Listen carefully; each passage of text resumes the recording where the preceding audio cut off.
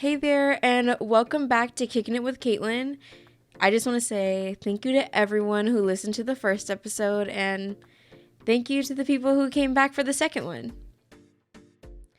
So, in this last week, I did post an Instagram poll to see what people wanted me to talk about, and I have a lot of good answers, and I just want you to know that I have saved them all. And I will start shouting out people who give the questions that I will be answering. I just do want to say real quick that I'm not going to be answering all the questions that were sent all at once. I'll probably do one, maybe two in an episode. We'll just have to see how the pacing goes. But for the most part, I will more than likely get to everyone's suggestions and questions, but just not all at once. So thanks to everyone who participated. After talking amongst my friends about the first episode, I had a lot of good feedback. There was some that I didn't want to hear, but I needed to hear, so I'm thankful for that. But something that my professor said was that this is probably going to be a podcast that I delete in 10 years. And it just made me think, like, maybe I'm saying like too much and I probably need to reserve myself, but in all honesty, like I feel like I am past the point of being all cutesy or mysterious. So this show is going to keep going on, and you know what? I'm going to delete it in 11 years to prove my professor wrong. So it will probably last one more year. For the first topic today, I am going to be talking about back to school, because back to school for me is next week, and I love school. I love school so freaking much. I've always been that kind of kid who they can't sleep before the first day of school because they're so excited. When I was little, it was that I wanted to see what school is about. You know, in elementary school, you're like, oh my gosh, what even is school? So you're learning what school is. In middle school, I was looking to see who my new friends are going to be. And then from high school, probably throughout my whole college career, I'm just scouting out whoever the hottest in the class is. So that's what I'm usually excited for the day before, or I should say like the night before. May you at least have one fine person in your class. I hope that for y'all. If I was religious, I would pray that for y'all, but I am not. So we're just going to keep our fingers crossed that each and one of you who are going back to school at least have one good looking person in your class. I do want to talk about some do's and don'ts of back to school, and I think I'm going to start with the do's so that we start on like a positive note, or more like not completely negative. Do make a schedule in chronological order as your screensaver, because as corny as it might sound, that shit is a lifesaver. Like last semester, I did try to just go off of like the schedule that I had in my Photos app, but it just led to my phone being on for an excessively long time because I couldn't find my class, and I would need to look at the class and the building number like on it. So I had to unlock my phone and then open the Photos app. While if you just make it your screensaver, you just have to turn on and off your phone. So like I was saying, I would make your lock screensaver a chronological schedule. Yep. With the room number, the building number, the time the class takes place. And I would probably have the professor's name on there as well, just in case, because you never know. For me, this helps avoid anxiety. So just a little tip for y'all. Another thing that I would do is to buy an electronics case. So I just recently bought one this last semester to hold like my SD cards, my batteries, my chargers, my hard drive, extra headphones. Like it's a whole bunch of different stuff that I have to carry around. And I understand that not everyone is like a film major, or they're not interested in media, so they don't have to carry around as many things as media makers do. But like, you're bringing your chargers to school regardless of who you are and what you study. So I would just suggest to have a little case designated for electronics. I just went on Amazon and looked up electronics case, and to me it just makes everything easier. Like, you just know where it's at, it has a place, and it will always be in that place. I would also suggest that you buy separate chargers if you have the money for school, because I know there's nothing worse than plugging your charger in at night and then leaving the next day and you have like an 8-hour school day and your phone dies and you reach in your bag and then you're like, I forgot my charger in the wall at home and I know exactly where it's at. So try to buy different chargers for home and school.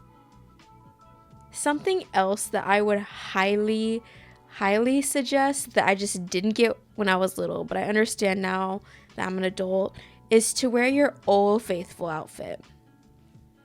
The first day of school is not the day to show out your best outfit because for the most part, everyone is really nervous. So they're probably not going to remember. They probably won't even remember what they wore themselves. So you're going to look hot either way. Like, just wear the basic jeans, t-shirt, and shoes. I mean, it doesn't have to be too crazy. And I would also say to pack a jacket because, yes, if you're listening to this, chances are you live in Texas. It is scorching freaking hot outside, but everybody cranks up the freaking AC and it's freezing and then you're shaking like a damn chihuahua in your class. So just don't forget that jacket. Now into my most favorite thing to talk about, the negatives. So we're moving on to the don'ts of back to school. I swear to God, stop asking personal questions to the professor in front of the whole class. There is nothing harder to listen to as a person with more than one brain cell to listen to a person with one or less brain cells ask a personal question in front of the class, because you are freaking wasting class time that everyone else has paid for. Newsflash, you are not the only one who paid tuition, so this isn't an only you class. So just cut that out. B, it is embarrassing for everyone else to have to listen to this because none of us know what to do. I mean, because we don't want to listen because it could be like really personal and it's really embarrassing to sit there and try not to listen but be forced to listen to something that is none of your business. And C, the professor doesn't want to answer that shit in front of everyone, because some professors that I've had have completely grilled people for asking personal questions and straight up just telling them the truth. You could have a professor like that if they're like a true asshole. And even if they're not, it's really hard for someone to dodge a question or a conversation like that respectfully and without embarrassing the person who asked the question. So just stop asking personal questions to the professor in front of the whole class. This is something I feel so freaking passionately about. Just freaking stop it, because then I will be talking shit about you the whole semester. So save yourself. So as for the next thing, I would say don't over socialize on the first week or the first day. There is plenty of time in the semester for you to gain friends and show people that you're an actual cool person. So I would just say don't over socialize, because honestly, it might scare some people off, because the first day of school is, anxiety inducing. So just try to play it cool. Probably keep your thoughts to yourself for that first week or first day. It's a new place, a new experience for everyone, so you just don't want to be that person on the first day of school that's talking too damn much, because again, I'll be making fun of you the whole semester. I'll be talking shit about you the whole semester, so let's just not do that. Also, on the first day of school, don't overpack. I am guilty of this myself. Since I love back to school, I also love back to school shopping, and I buy so many things. There's probably too many things that I buy because I'm so excited for back to school. Like, did I really need a calculator if I'm not taking math? Like, I'll just buy stupid shit like that. So I typically pack it all on the first day of school, and that's just not practical because realistically, college, high school, I'm sure middle school now at this point, like, bring your laptop or electronic device that you take notes with. Bring a pen, a pencil, and a notebook. And I say bring a notebook because I don't think that every teacher or professor is okay with electronically taking notes, because, you know, some boomers are like really sus about being recorded at all times. So there are those kind of people out there. So to avoid not being able to take any notes, just bring a notebook, and other professors and teachers will sometimes require you to turn in a physical copy of something. So just bring that notebook. I know those of you who are going back to school are most excited to see who their hot classmates are this semester. I just want to wish everyone a great start to a successful semester and have fun. Make this semester worth it. Make this year worth it.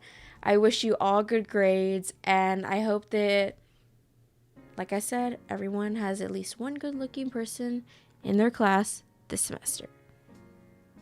Recently, my grandmother's sister, Toots, passed away. She was a religious woman who had a rosary and a mass, which were just as beautiful as her, but lately it has had me thinking, how do you wish people goodbye if they are not religious?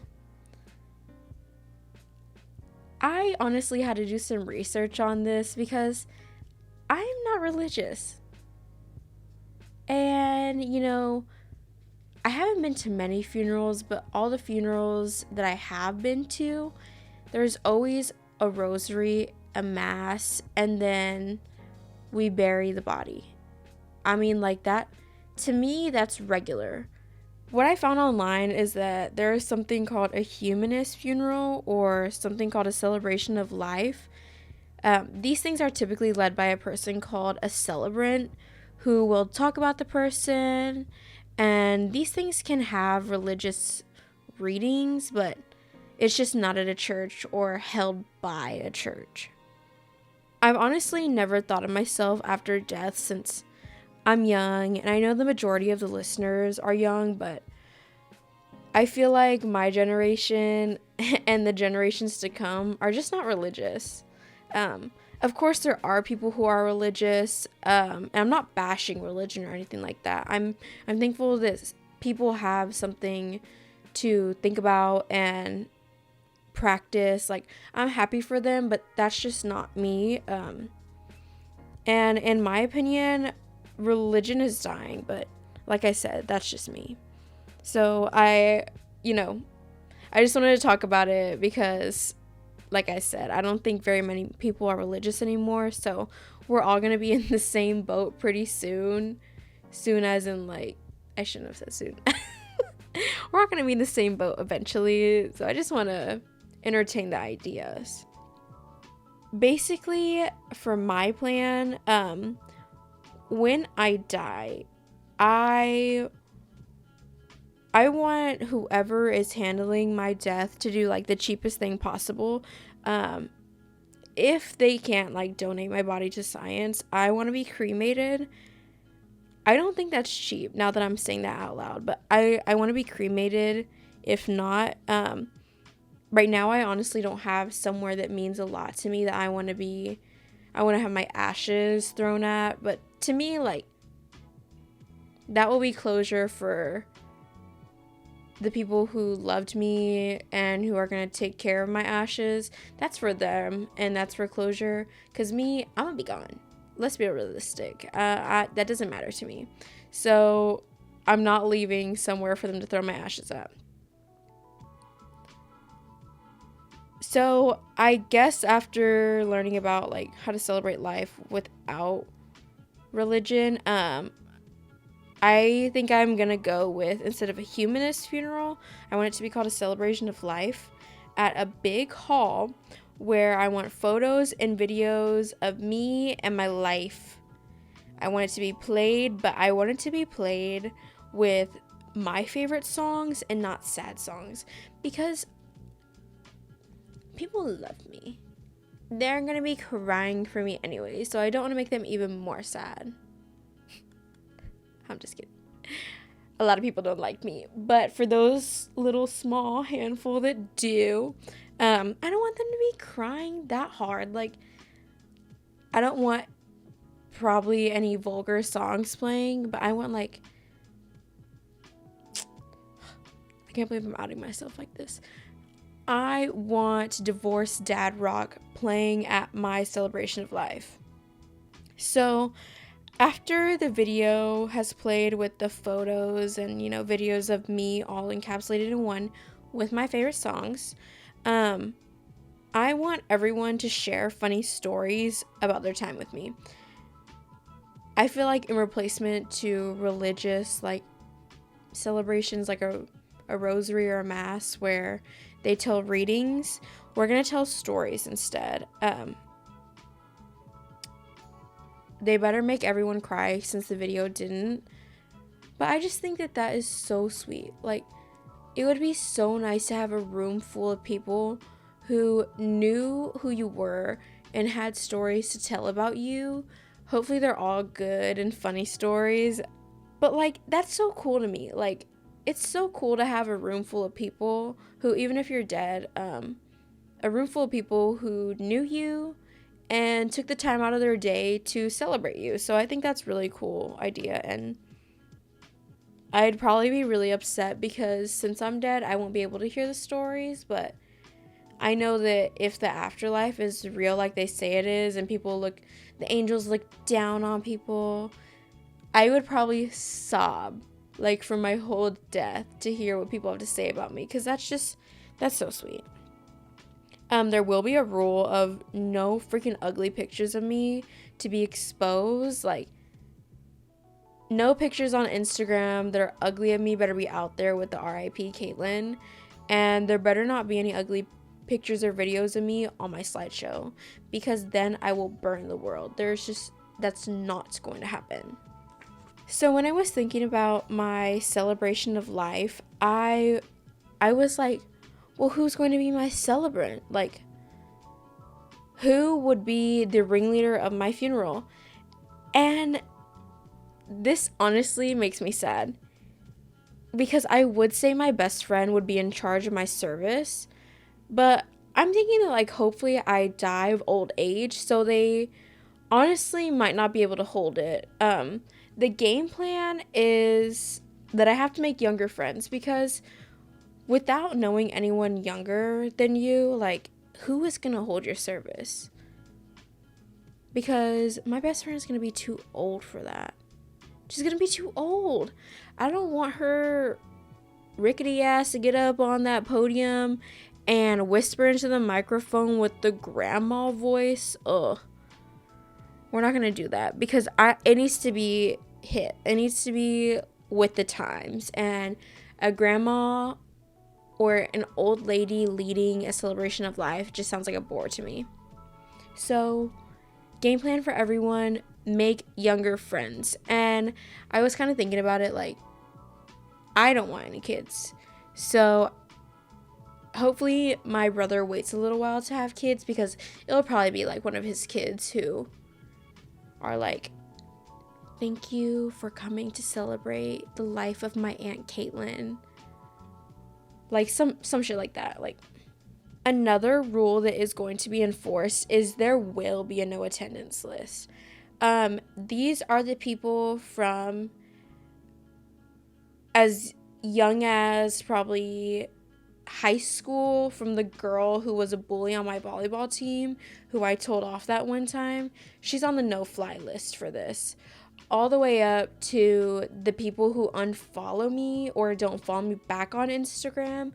Y'all have been already added to a list. So this is just an ongoing list of a no attendance list. This goes for when I become famous, my wedding that's going to be $3 billion with free everything, free cars as the gift for coming. Like, y'all will definitely not be at my celebration of life either. And this is where my best friend comes in, because she will outlive me, because I don't think I can handle the heartbreak of her passing before me. So she'll be there with her probably motor scooter, not a cane. She'll probably be, yeah, in a motor scooter, running over everyone.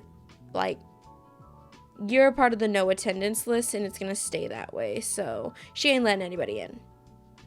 Of course, food has to be served. If I were to say now, y'all know it's gonna be Chili's. I just love Chili's so much. Chili's would cater it, but hopefully as I become older, I have a more refined taste for things. But if not, it's Chili's, and it will be catered the way that I like it, so that everyone has to relive their my Chili's order with me again, even through death. Something else that I'm going to be bagging on is that my cousin Noah outlives me, because he has to give this speech. Because if you've ever met my cousin Noah, he has a way with words. He just knows how to make words come in his head and say them beautifully and make everyone in the room feel a certain way. So he will have to outlive me as well and give the speech at my funeral. So I know I did talk about death, and I'm sorry if that brought you down a little bit. It's just had me thinking. This is just all food for thought. Take it as you will, but this is just something that I've been thinking about. As of recently, a popular topic I've been seeing is the sassy man epidemic, or the sassy man apocalypse. Honestly, I said it's a topic because I don't think it's a trend, but it is developing into a trend to show off your significant other doing something sassy. So honestly, at first when I saw like my first sassy man apocalypse video, I felt bad for the people who were being what I felt as outed. But I guess that's because I want like a very dominant like macho man, so sassy men do not appeal to me. So that's why I felt like bad for those being outed. And honestly, I was low-key kind of upset because, like I said, like I want a manly partner. But then I quickly stopped being upset, like angered upset, because then I sound like a freaking boomer. So we just cut that off really quickly. After seeing all the Barbie movie theories and topic reviews, this new trend honestly makes me really happy. Like, after I started thinking about it a little bit deeper than the surface, it just made me think that like we're all in a new time, making our own history, and normalizing men being sassy, or even some would say feminine, makes me excited. I am reaching probably on this, but it's just the dots connected for me. But after these old farts pass and get out of office, hopefully this younger and more open-minded generation might be able to get rid of the patriarchy, and that's why I'm excited. What does sassy man apocalypse have to do with this? It's just like, it is a change in time. Like, you can just see it visually. Like, you can see the men wearing shorter shorts, painting their fingernails, taking care of their skin, taking care of their bodies. Like, things that were considered feminine for a man to do are now being normalized because it's not really feminine.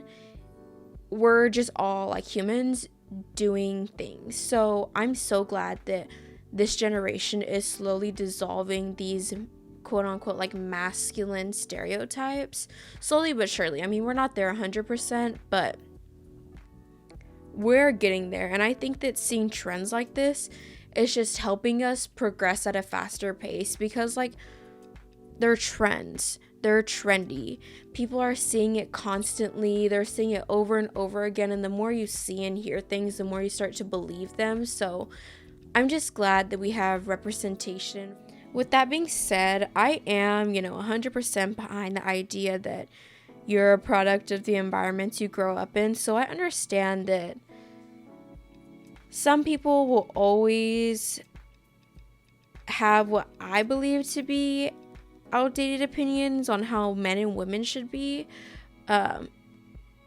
So I get that. Like, I'm trying not to swing a certain way with politics because that's not the way I want to go. But if you're raised in a household where it's not appropriate for a man to do certain things that a woman does, like taking care of their skin, painting their fingernails, having a pink drink at the bar, like, of course you're probably going to think that same way, but I feel like this trend is helping push it a little further along. And honestly, at the end of the day, people will think what they want, but I hope that we can be a generation of acceptance and just get over this man versus woman thing. Like, just move forward as people and get rid of the patriarchy. Alrighty, so I think that's going to do it for today's episode. Thanks to everyone for listening. The next episode is going to come out August 31st at 8 a.m. Central Time.